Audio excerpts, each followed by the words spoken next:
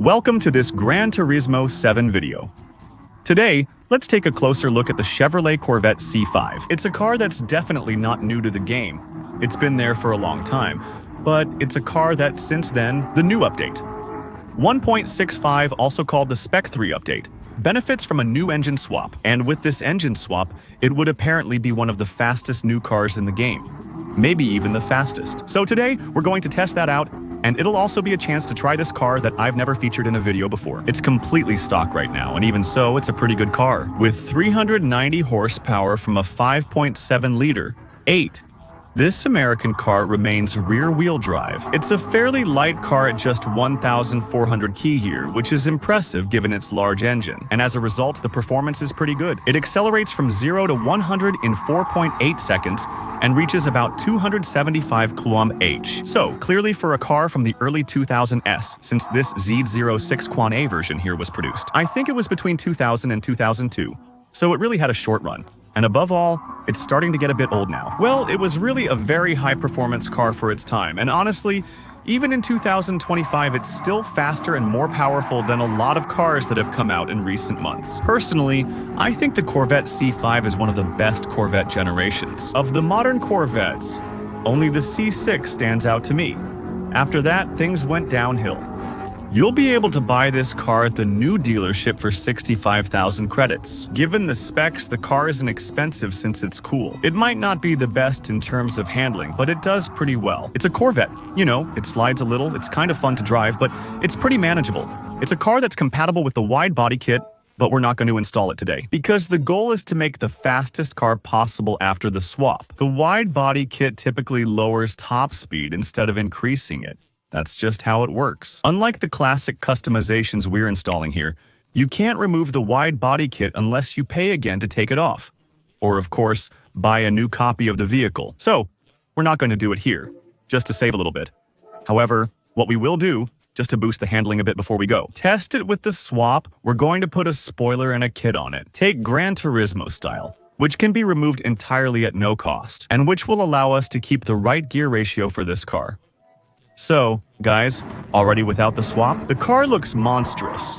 We'll test it at Road Atlanta, but it seems like a rocket. It's a car with 900 horsepower and weighs 1,100 kilos. With every upgrade except the engine swap, the power-to-weight ratio is already wild. We have a V8 sound that's nicer and more open than before, and most importantly, the car. According to L'air de Voir, it has excellent handling, acceleration, and possibly a high top speed. Here, the game already shows over 400, and we haven't even touched the gearbox, so I think actually the Corvette is just a monster. Honestly, even without a swap, I admit I feel a bit dumb because I overlooked this car until now, even though it seems pretty monstrous. We'll see how it does on the straight line, knowing that what's cool here is that we have a car that's really fully optimized. Handling. If you use the same engine and upgrades, but adjust the aero settings, you'll get even more acceleration. Right now, it's already performing well. 330 on Road Atlanta is wild. Honestly, it's incredible. I didn't expect it to be like this. I thought it would be kind of mediocre. I mean, since it's an American car that's a bit old. 20 years now, I expected a car that's hard to handle, accelerates fast, does burnouts, and doesn't turn well. Honestly, it's powerful, but can't do burnouts. And on top of that, the handling is really good. But I think it's not such an easy car to drive. If you control the steering and accelerator well, the car is like a rocket and can go anywhere. On top of that, it brakes really well. But I think if you really give it a lot of gas or make big steering inputs, you'll see right away. It slides some, so I think it's a great car, but not the easiest to drive in the game. So first, we're going to test something before swapping it. We'll see what its top speed is without a swap. So, with the stock V8, but fully upgraded. Just so you know, I've removed the aero from the car, I've taken off the kit. We only adjusted the one before to optimize top speed. Those are the only changes I've made. I did make the gearbox a bit longer, but nothing special. The car still performs very well. And I think that even without nitro, this car is capable of hitting a solid 420 without too much trouble while accelerating. On stage Route X. So I think with nitro and a longer gearbox, it should reach 450-460, so in my opinion, we definitely have a good base here. Honestly, it's beautiful. Now we'll swap it since that's why we're here, and it's actually pretty fun. We'll be able to install the Bugatti Chiron swap in this car, the 8-liter WS16 engine with 1,500 horsepower. A small downside of this engine is its large size, which adds 170 kilo. The news is that this engine can still be improved. 1,500 horsepower isn't enough. We should be able to get more than that. I don't know how much we can get. Now, with the new spare parts system with the ultimate level, it's going to be a surprise. In just a moment, I'll check if we haven't missed anything else, any other parts, but I think... Oh, maybe not. Semi-racing muffler. We've already put the racing one with the high rev turbo. We're at 1,877 horsepower for 1,200 kilos. So, well, listen, we're going to test the maximum velocity of our our Bugatti. Well, actually, our Corvette swapped with a Bugatti engine, without any tuning, just to get an idea of its potential and see how we can tweak it to get even more maximum velocity. Here, we're facing the Corvette C6 ZR1 with a special tune. I think it's the fastest car in the game right now, except for cars like Dodge Tomahawk and similar ones. So without tuning, 370 is great. But the issue isn't the engine, it's that the gearbox is too short. But what's cool here is that, yeah, we'll be able to gauge pretty quickly if we really have a fast car or not. Because the Corvettes, like the ones we have, the blue Corvettes, it's literally, yeah. Except for the Dodge Tomahawk, this car is the game's fastest, reaching nearly 560 km/h. So I put in a much longer gearbox, maybe too long. We'll see how it goes once again. The goal is to use the slipstream, nitro, and that slope to set a top speed record, just like always. It's that simple. The gearbox here may be too long or possibly messed up. Well, actually, I don't know. Oh, this engine, what a sound. Oh, wow. Yeah, it's really, really powerful. We haven't used nitro yet. Remember, we haven't pressed the nitro button yet, and we're... At 500, the handling is so wild, it's undrivable. At this speed, we easily reached 520 without pushing the limit, I think. We can do even better if we manage our slipstream better, actually. So what we're going to do is let those guys behind us pass. And we're really going to try to catch their slipstream on the downhill. We'll let them pass right here, hoping we can catch up enough to get the slipstream. But honestly, I think we hit 540 there, and she didn't seem to be forcing it, you know? I feel like she could have kept going. I think that, honestly, by really optimizing it, it's 560, maybe she can hit that, right?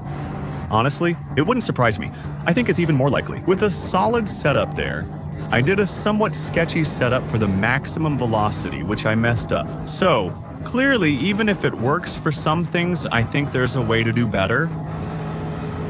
There you go, we're catching up. Will it be enough? Okay. The wind was pushing us a little to the left, but not that much. We fell a little bit too far behind, I think. We're going to have to do it again. Maybe by speeding up a little earlier. Let's see if we can catch up with one of the guys up ahead. Maybe we're getting closer. We're getting closer. I think it'll be too short.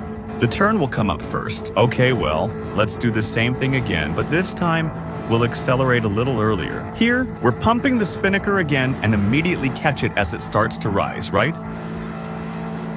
At over 542 km/h with 540, we'll run a final test. We're going to switch it to hard tires, because generally, hard tires give better maximum velocity. Simply put, there's less friction. However, this could cause the car to burn out during acceleration, so we'll need to be more careful. I also think it will be harder to manage at high speed, so it might be harder to handle. We'll see. In any case, I hope you enjoyed this little test video of the Corvette on GRAN Touring 7. If that's the case, don't hesitate to show it as usual by leaving a like, subscribing for future videos, and leaving a comment. It helps boost the ranking. If you have any settings to suggest, feel free to leave them in the comments too. It'll always be useful for others who come by. What do you think? And well, as usual too. On the other hand, we definitely have a lot less grip, and now we've lost speed. So, because at the top of the slope, let's put it that way, we didn't get any. Alright, they're going to try to optimize the slipstream and nitro one last time on the way down. Over there, I think we can go for the 550. But I think for that, you really need to have a very precisely timed delay behind the AI cars in front. I think, what should we aim for? Yeah, 7/10. Maybe something like that on the slope. I think right now, for example, we're not doing too badly. I think we're going to use our nitro. We'll catch up a little bit, but on the way back down, I think they'll catch up a bit too, ahead. We'll see, we'll see, we'll see. It's going to be very close. There we go, of course, we're losing a little bit of speed, that's normal.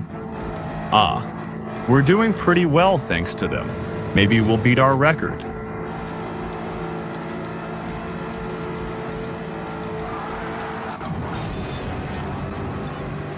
It's still 543 and you can feel it. This time, it's more than just hitting it. We might have gained 3 or 4 km/h more. It's possible, actually. It can't really go much faster than that, so it's very fast. It's easily in the top 3, maybe even top 2 fastest cars in the game.